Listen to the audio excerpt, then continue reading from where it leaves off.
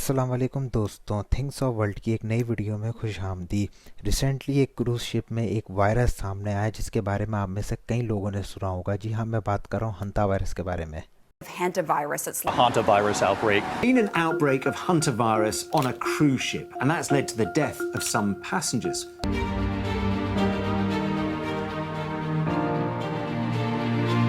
First April 2026 Argentina के शहर उशुआय से एक क्रूज़ शिप निकलता है जो अंटार्कटिका और साउथ अटलांटिक आइलैंड्स की तरफ सफ़र पे जा रहा है। इस क्रूज़ शिप में पैसेंजर्स की टोटल तादाद आलमोस्ट 175 के करीब है, जिसमें शिप के पैसेंजर्स एंड क्रूज़ दोनों शामिल हैं। स्टार्टिंग में तो सब कुछ सही रहता है, हर कोई एक दूसरे से मिलने में और एक दूसरे को जानने में और नए दोस्त बनाने में मसरूफ़ होता है।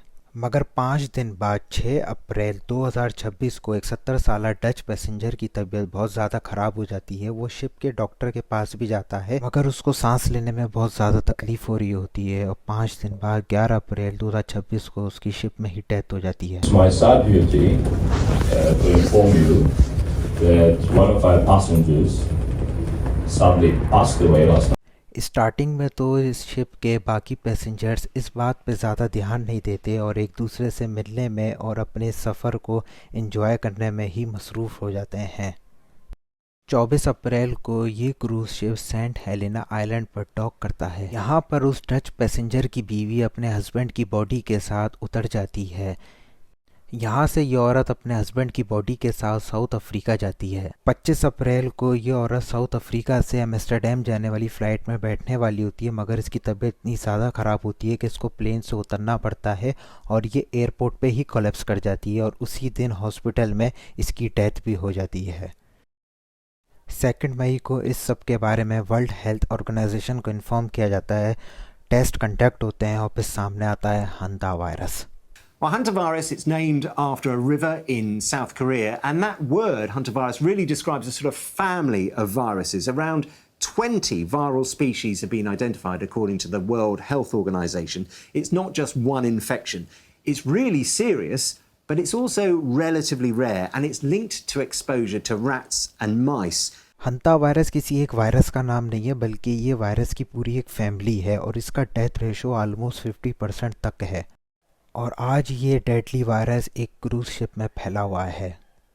ये वायरस इंसानों में चूहों की वजह से फैलता है और इससे 2 तरह के डिजीज़ होते हैं, एक सांस लेने में मुश्किल होना, दूसरा इंटरनल ब्लीडिंग और किडनी फेलियर होना, जिसकी वजह से इंसान की मौत हो जाती है। दोस्तों, ये कोई नया वायरस नहीं है, इस वायरस के बारे में ऑलमोस्ट 70-75 साल पहले ही पता चल चुका था। 1950s में कोरियन वॉर के दौरान जब अमेरिकन सोल्जर साउथ कोरिया में लड़ रहे थे, 3000 से भी ज़्यादा सोल्जर्स एक अजीब सी बीमारी का शिकार हो गए। किसी को नहीं पता था ये बीमारी क्या है या फिर कोई केमिकल वेपन है दुश्मन की तरफ से। इन सोल्जर्स को पहले तेज़ बुखार हुआ और फिर उल्टियाँ आना शुरू हुई और फिर इनकी किडनी ने काम करना बंद कर दिया। इनमें से 15% सोल्जर्स मारे गए। मगर उस वक्त तक सबको लगता था कि ये वायरस चूहों से इंसानों में फैलता है, किसी इंसान से इंसान में नहीं फैलता। मगर 1996 में अर्जेंटीना में एक ब्रेकआउट हुआ जहाँ पे हेंटीस वायरस मिला। ये इस हंटा वायरस फैमिली का पहला वायरस था जो ह्यूमन टू ह्यूमन ट्रांसफ़र होता है।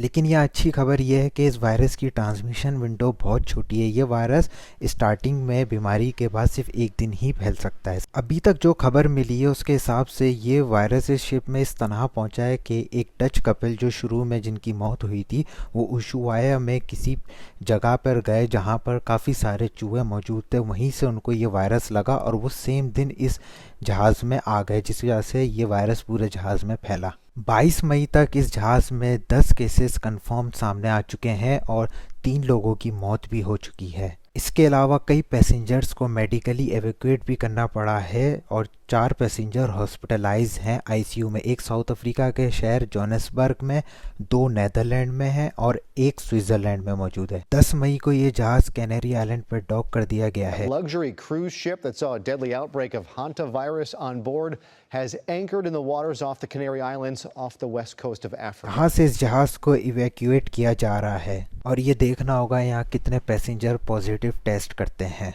मगर यहाँ सवाल ये है कि क्या ये एक और पेंडेमिक की शुरुआत है? देखें, होने को तो कुछ भी हो सकता है, मगर इस वायरस का ट्रांसमिशन विंडो बहुत कम है, सिर्फ एक दिन। अगर कोई इंसान इस वायरस से इफेक्ट हो भी जाता है तो इंसान को एक दिन के लिए क्वारंटाइन कर दिया जाए तो इस वायरस के फैलने का चांस बिल्कुल ख़त्म हो जाएगा।